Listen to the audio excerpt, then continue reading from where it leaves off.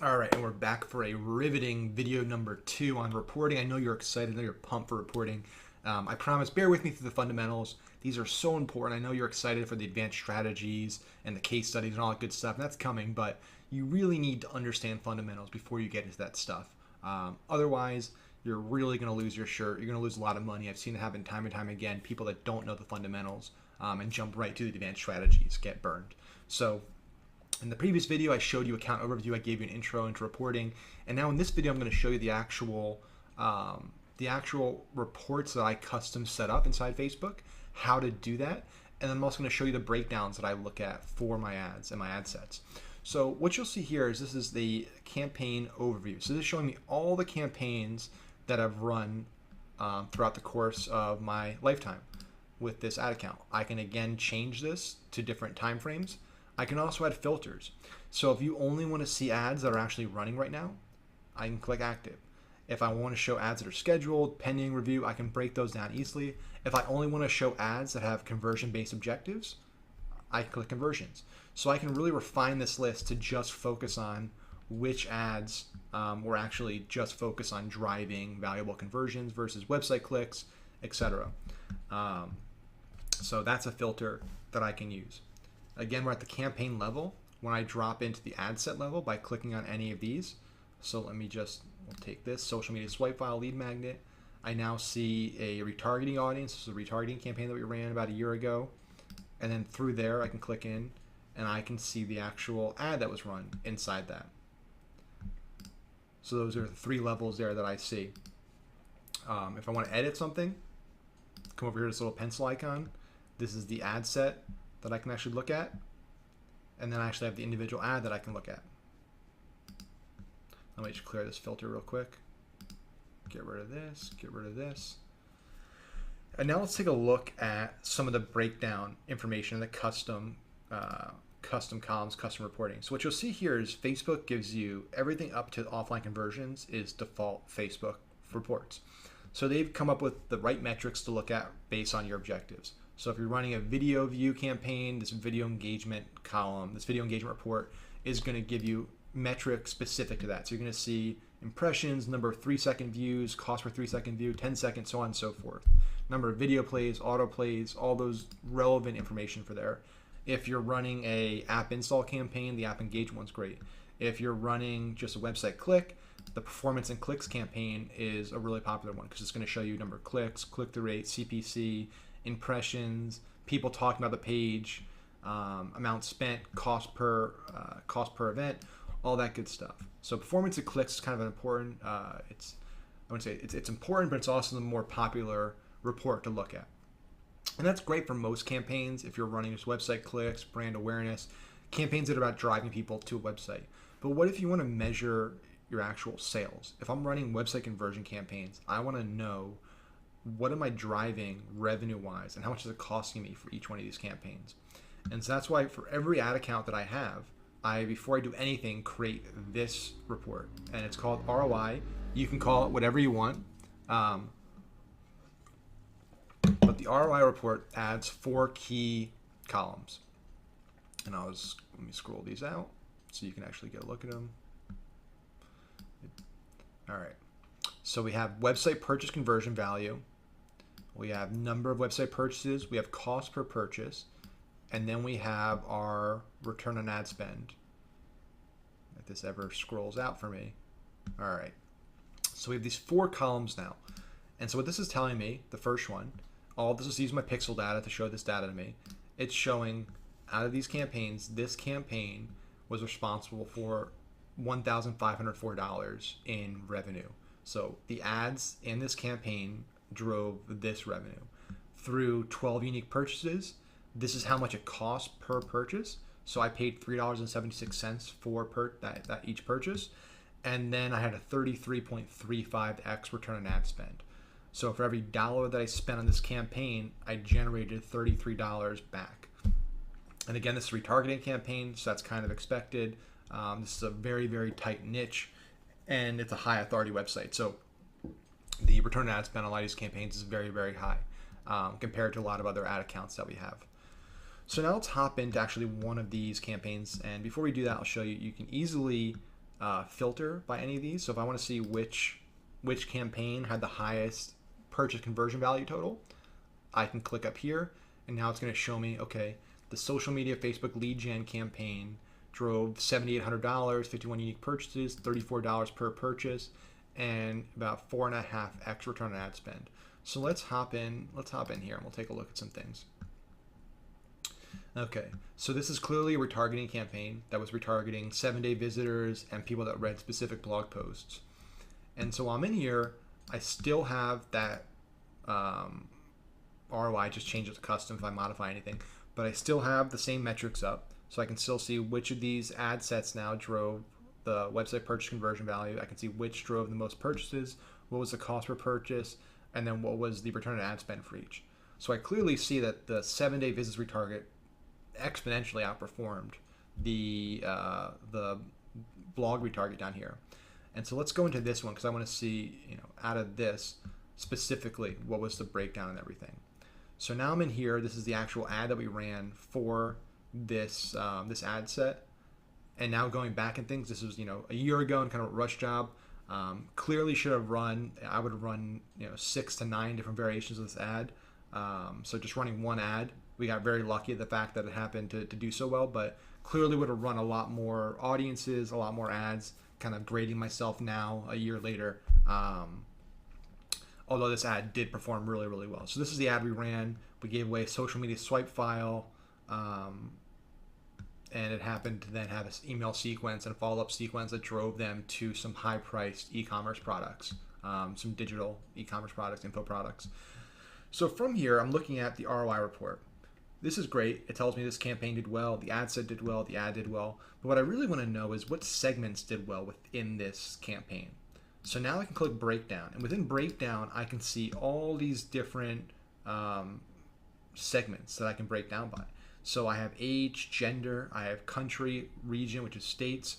I have the platform they're on, the device they're on, the placement, whether it's newsfeed, mobile, desktop, right column, instant articles, audience network, Instagram. So let's start with just age. Okay. So now within age, and I'm going to tack this, so I'm going to see the highest return on ad spend. So what I'm seeing is, okay, 25 to 34 and 18 to 24 are the two best performing demos. So 18 to 34 is the age range that had the highest return on ad spend, the most profitable age ranges. Now let me see gender. So again, huge gap. So men. So I'm seeing an 11x return on ad spend for men, a 2.35 for women. So now I know, 18 to 34 men, probably my best demo to go after going forward. Now let's look at things like region. So now I'm seeing actual states in here, and I'm able to see which states inside the United States had the highest return on ad spend. So I'm seeing Florida had almost a 60x return on ad spend. And again, the important thing is I'm showing this for demonstration purposes.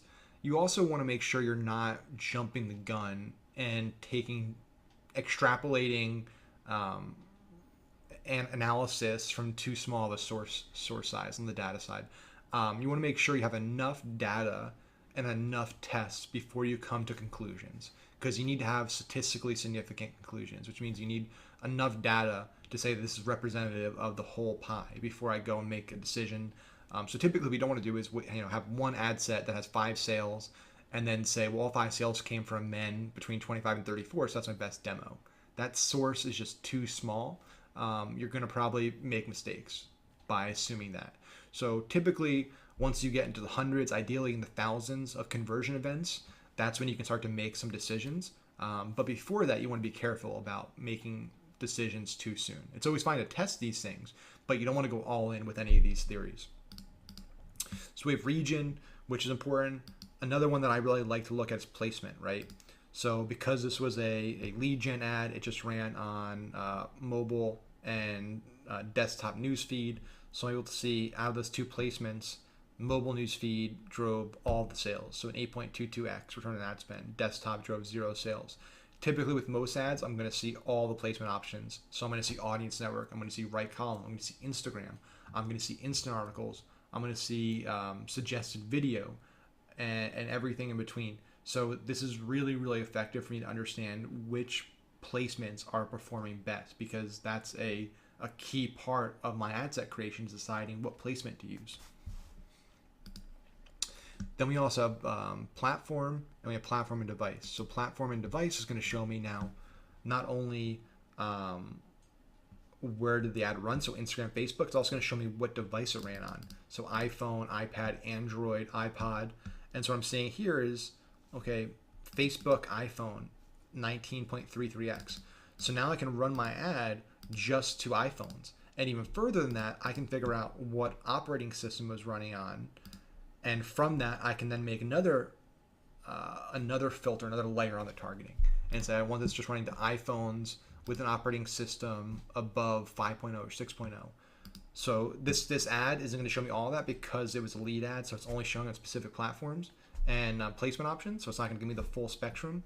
But again, this is super valuable information. It's readily available, it's easy to access, and this helps me learn a lot about my best customer, and will help me further target and segment my prospects, my cold audience, to make it more effective and lower my cost per acquisition cost, increase my results per dollar I spend. I can also view by time in here. I can view by action type. So there's a lot of great breakdowns inside reports. So the last thing I'm going to show you within reports is something that a lot of people don't do this, and they should for a number of reasons. So when I click customize columns, and again, this is the place where I can actually add more columns.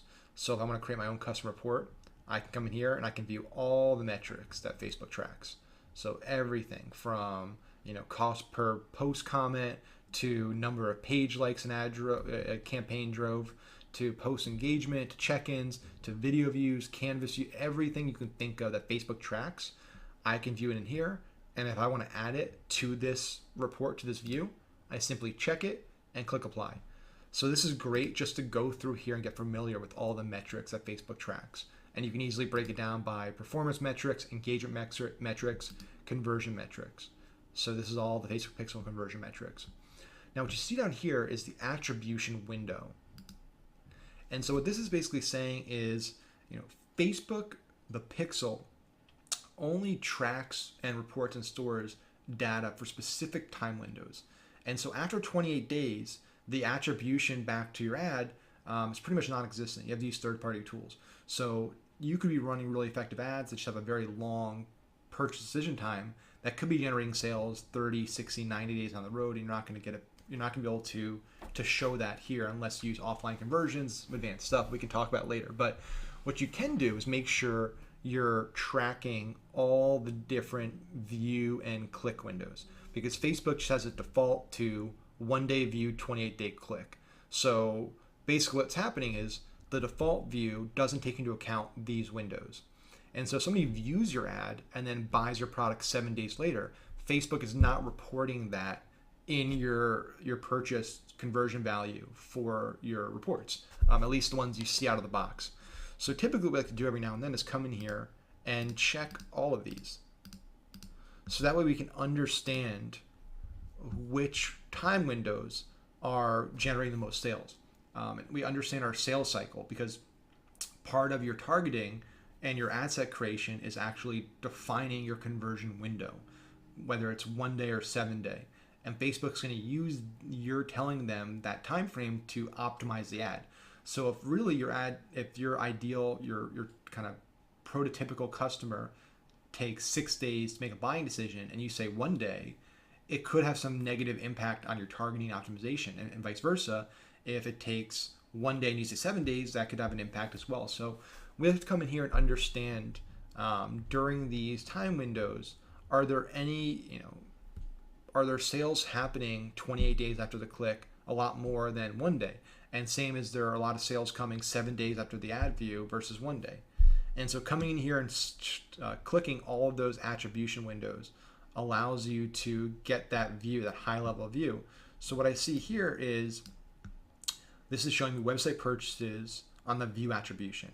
So what this is showing me is that within 1 day, there were 2 purchases of people who viewed the ad and within 1 day bought the product.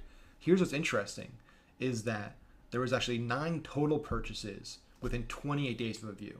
So basically, without without kind of customizing support and opening up the attribution windows, we wouldn't have accounted for 7 purchases. So there are 7 additional purchases that weren't automatically pulled in because they happened after the 1-day ad view.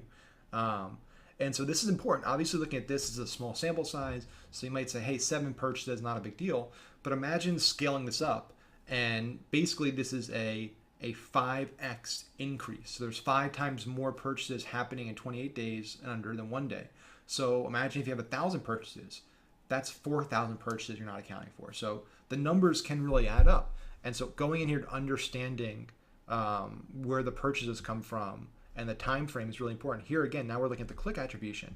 So only 1 person bought within 1 day of click. 47 bought within 28 days. So that means 46 people bought after the first day of clicking the ad. And this makes sense because this is a lead gen ad. We had a lot of follow-up sequences. So this isn't necessarily a direct response purchase conversion ad. But it's still important to know these numbers because you could be you'd be using some bad data essentially. That your reports with out-of-the-box reports could be very misleading if you're not looking at all the attribution windows. So that's kind of a pro tip to make sure you do, so you're actually looking at the right numbers and you're working off the right numbers. Especially if you're running a lot of lead gen campaigns, page post engagement campaigns, website click campaigns, any campaign where the goal is not purchase, you want to follow up on those campaigns after 28 days because some of those campaigns could be responsible for sales and you just don't know it because you're only looking at a small time frame and you're only checking them after a day or two and you're not giving them the full 28 days. So it's always important to go back and look at these campaigns that weren't optimized for direct purchases because I'm telling you from personal experience that there's been ads I've run, whether they're page post engagement ads, website click ads, ads to Messenger, that I turned off too early because they weren't driving any sales after a week or 2 of running them, only to go back like a month or 2 later and see that all of a sudden, day 25, 26, 27, a lot of sales came in. And so I made a big mistake there. So hopefully my mistake is your blessing and you guys can learn from that. But again, this is kind of a tutorial on reporting. I hope this helps you guys analyze your data a lot more effectively, measure your data a lot more effectively, and make more effective Facebook campaigns.